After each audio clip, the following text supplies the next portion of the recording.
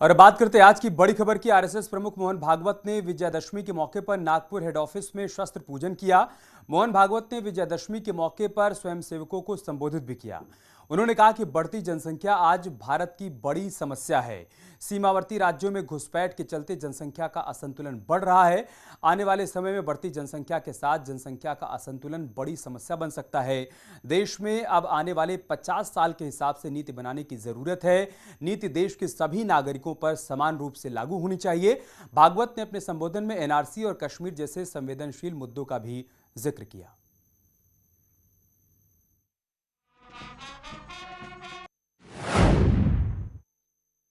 एक 50 साल आगे तक का विचार करके एक नीति बनानी चाहिए और उस नीति को सब पर समान रूप से लागू करना चाहिए, क्योंकि जैसे जनसंख्या एक समस्या बन सकती है, वैसे जनसंख्या का असंतुलन भी समस्या बनती है, बन रही है देश में, दुनिया में हम देख रहे हैं, सब लोग बोल रहे हैं।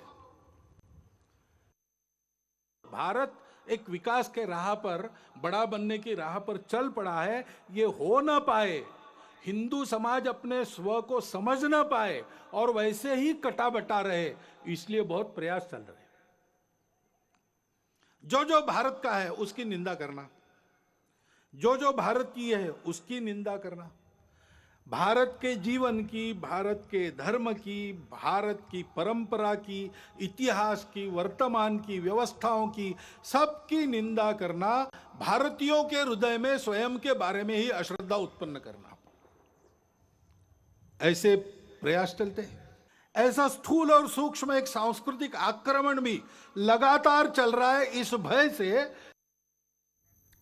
मोहन भागवत के संबोधन पर कांग्रेस के नेता पीएल पुनिया ने कहा है कि केंद्र में उनकी अपनी सरकार है और केंद्र सरकार कोर्ट में एफिडेविट दे चुकी है कि जनसंख्या नीति के लिए कोई विचार नहीं चल रहा है, पहले ये आपस में विचार करें। वहीं समाजवादी पार्टी के प्रवक्ता अनुराग भदौरिया ने कहा है कि सरकार उनकी है तो वो कहने के बजाय समस्याओं का समाधान करवाएं। कमाल है भाई, मोहन भागवत जी कह रहे हैं कि ओटीटी पे बच्चों की आदतें खराब हो रही हैं, नशे पे पाबंदी लगनी चाहिए। अरे भैया, किससे आप ये बात कह रहे हैं? सत्ता आपकी है, सत्ताधीश आपके हैं, शासन आपका है, तो किससे याचनाएं कर रहे हैं आप? कीजिए ना, फरमाइए मत, करके दिखाइए, या ये मान लिया जाए कि आपकी भी सरकार नहीं सुनती है। देखिए, दशहरा के अवसर पर मोहन भागवत जी ने जो अपना प्रवचन दिया है उसमें मुख्य रूप से कहा है कि जनसंख्या नीति पर विचार होना चाहिए। तो हम जानना चाह रहे हैं कि वो किसको कह रहे हैं। लेकिन केंद्र सरकार तो ऑनरेबल सुप्रीम कोर्ट में एफिडेविट फाइल कर चुकी हैं कि हमारी जनसंख्या नीति बनाने पर कोई भी विचार नहीं चल रहा है, तो ये आपस में तय करें। और इस मुद्दे पर चर्चा करने के लिए हमारे साथ खास मेहमान भी जुड़ चुके हैं। आलोक अवस्थी हमारे साथ जुड़ चुके हैं, भारतीय जनता पार्टी के प्रवक्ता हैं। अनुराग भदौरिया जी हमारे साथ जुड़ चुके हैं, आप प्रवक्ता हैं समाजवादी पार्टी के। गीता भट्ट हमारे साथ जुड़ चुकी हैं, प्रोफेसर हैं दिल्ली विश्वविद्यालय की। शोएब सिद्दीकी हमारे साथ जुड़ चुके हैं, मुस्लिम स्कॉलर हैं। शुरुआत में आपसे करूँगा आलोक अवस्थी जी।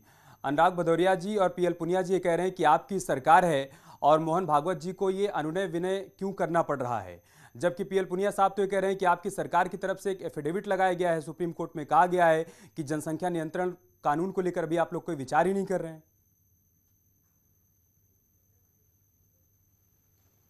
देखिए, जनसंख्या की जो बात कही गई है उसको 1951 से एक नीति चली आ रही है।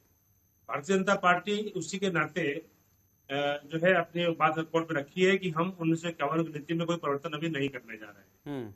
लेकिन ये बात भी सही है कि बढ़ती जनसंख्या जो है एक बड़ी समस्या है।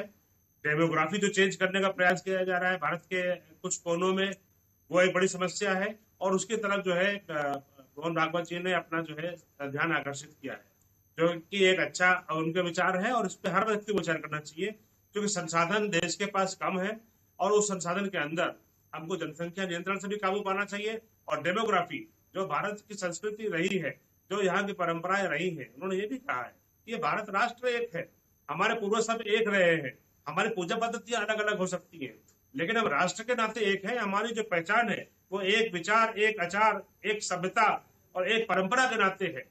भारत जो है खाली एक जमीन का टुकड़ा नहीं है, ये इन सारी परंपराओं से लेकर के ही देश जो है हमारा पहचाना जाता है। और ये सारी बातें तो ठीक है आलोक अवस्थी जी, ये सारी बातें ठीक है, लेकिन दोनों बातें एक साथ नहीं हो सकती है ना। एक तरफ आप जनसंख्या कानून 1951 की वकालत कर रहे हैं, आप कह रहे हैं कि हम उसके हिसाब से आगे बढ़ रहे हैं, और दूसरी तरफ आप ये भी कह रहे हैं कि अब जरूरत आ गई कि जब इस पर विचार किया जाए, तो विचार कौन करेगा और कब करेगा? सवाल यही तो पूछ रहा है विपक्ष आपसे।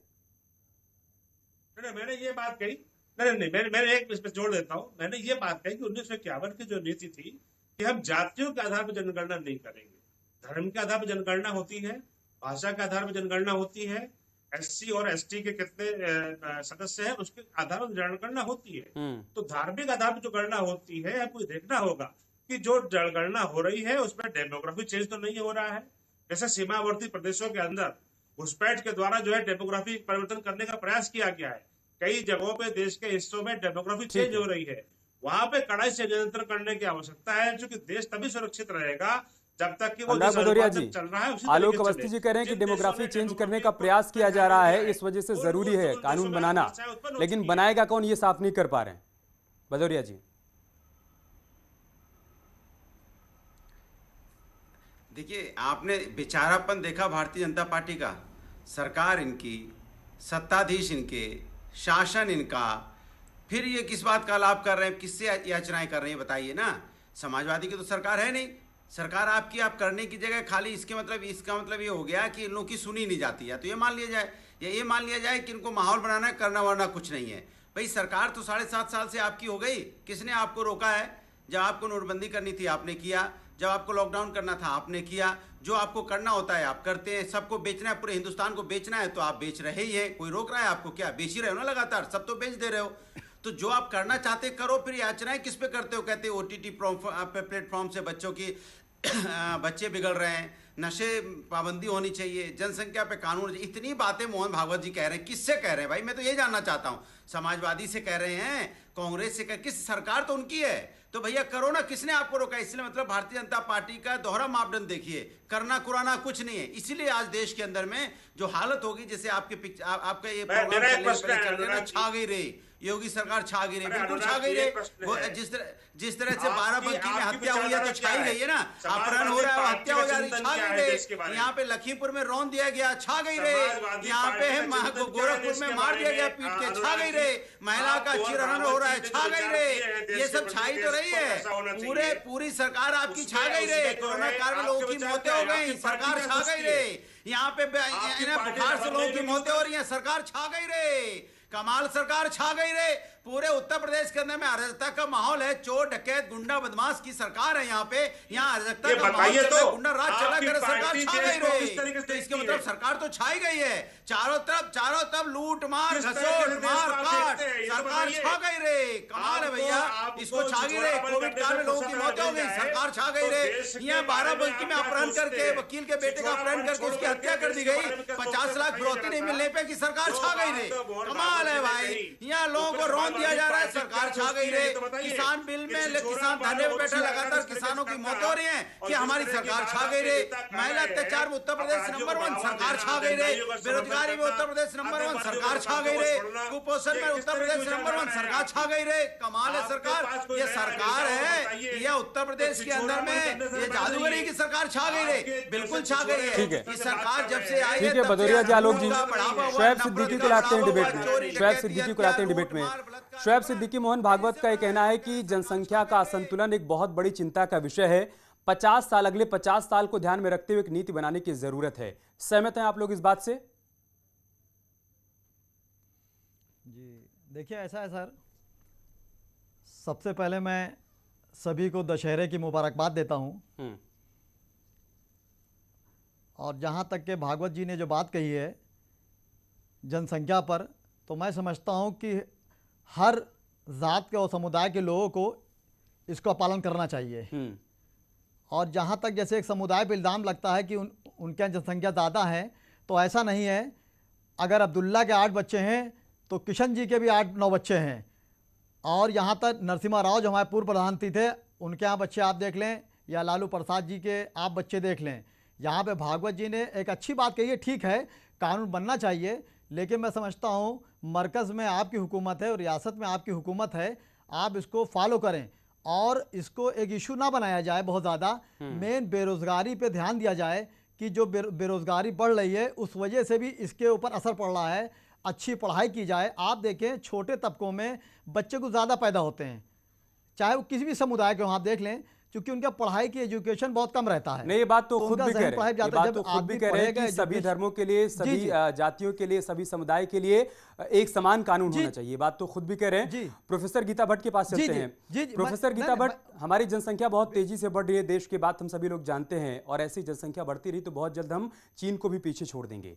लेकिन जैसे देश में जनसंख्या कानून की बात होती है, उस पर सियासत होने लगती है। एक ठोस कानून को लेकर आगे बढ़ने के बजाय उस पर बयानबाजी का दौर शुरू हो जाता है। कैसे बन पाएगा कोई कानून और कैसे नियंत्रित हो पाएगी जनसंख्या? देखिए, सबसे पहले तो विजयदशमी के उपलक्ष्य पर आपके सभी दर्शकों को और आपको बहुत बहुत शुभकामनाएं।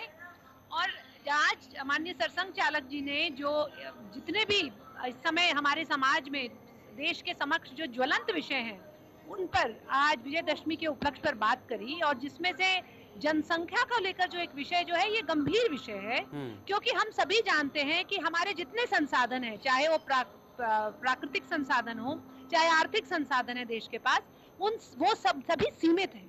और इसके कारण जो आगे आने वाली हमारी पीढ़ी है, आगे आने वाले जो भारत के नागरिक हैं, उनके लिए हम किस प्रकार का भारत छोड़ना चाहते हैं, किस प्रकार का भारत बनाना चाहते हैं, यह बहुत इस पर निर्भर करेगा कि हम किस प्रकार के संसाधन उन्हें दे सकेंगे। तो इस कारण से यह आवश्यक है कि इस पर कोई ना कोई देश में सरकार को कुछ ना कुछ इस पे कोई नीति कानून आगे लाने की आवश्यकता पड़ेगी। पर आपने ध्यान दिया होगा, ये भी बात कही कि जहां जो कानून आएगा, कानून बनेगा, उससे नियंत्रण होगा, लेकिन उससे पहले अपना मन बनाने की बात है। तो कहीं ना कहीं आज समाज में इस विषय पर बातचीत, जैसे आपके चैनल ने आज यह विषय इस प्रोग्राम में रखा है, एक इस पे चिंतन करने की समाज को भी आवश्यकता है कि आखिर हम कैसा भारत अपने आगे वाली पीढ़ियों के लिए छोड़ना चाहते हैं, और उसके लिए हमें क्या प्रयास करने चाहिए। जो बात गीता भट्ट जी कह रहे हैं सही बात है कि संसाधनों की भी अपनी एक सीमा है, लेकिन क्या विचार करेंगे क्या आगे इस पर? क्या कोई नीति सरकार की तरफ से लेकर इसके लिए बनाई जाएगी क्या? उसके बाद मैं भदौरिया जी से पूछूंगा कि समर्थन करेंगे या नहीं इसका। देखिए, भागवत जी ने यह भी कहा कि हमें मत, पंथ, जाति, भाषा, प्रांत के आधार पे हमें नहीं सोचना चाहिए, हमें एक भारत देश के रूप में सोचना चाहिए कि हमारा देश है, हमारा देश के संसाधन हम सभी के बीच में है। हमारे जो भी मित्र हैं, ये मुस्लिम स्कॉलर, उन्होंने कहा कि बेरोजगारी बढ़ रही है, शिक्षा पर भी ध्यान देना चाहिए। जरूर शिक्षा के क्षेत्र में आमूलचूल परिवर्तन किया गया है, लेकिन बेरोजगारी अगर बढ़ रही है उसके कारण भी एक बढ़ती जनसंख्या है, क्योंकि हम सारे जितनी जनसंख्या बढ़ाते जाएंगे, कारणों का समाधान आपको ही तो करना है ना आलोक जी। अनुराग भदौरिया जी, आखिरी के 30 सेकंड है, क्या अगर सरकार ऐसी कोई नीति लेकर आती है, कोई कानून बनाती है, तो बतौर विपक्ष आप लोग सपोर्ट करेंगे क्या? जल्दी से तुरंत खत्म करें। भारतीय जनता पार्टी के हिसाब से भी मुझे लगता है भदौरिया जी, लेकिन इसमें चर्चा करना कहाँ है भाई, इनको किसने रोका है? कहाँ लाने के लिए इनको लाना वाना थोड़ी है। छेड़ी गई है। जब यहाँ पे कोविड काल चल रहा है, जब कोविड काल चल रहा था, तब आपने देखा होगा कि यहाँ शराब की दुकानें खुलवाई जा रही थी। तो ये सरकार अपनी ऊपर अपनी उंगली उठाती है भाई। जब आपको लग रहा है इस पर सियासत करने के बजाय गंभीरता से विचार करना चाहिए सभी दलों को। बहुत बहुत शुक्रिया आप सभी का हमारे साथ जुड़ने के लिए और इस बड़ी खबर का हिस्सा बनने के लिए। खबरें जारी हैं, आप बने रहिए न्यूज़ 18 के साथ। नमस्कार।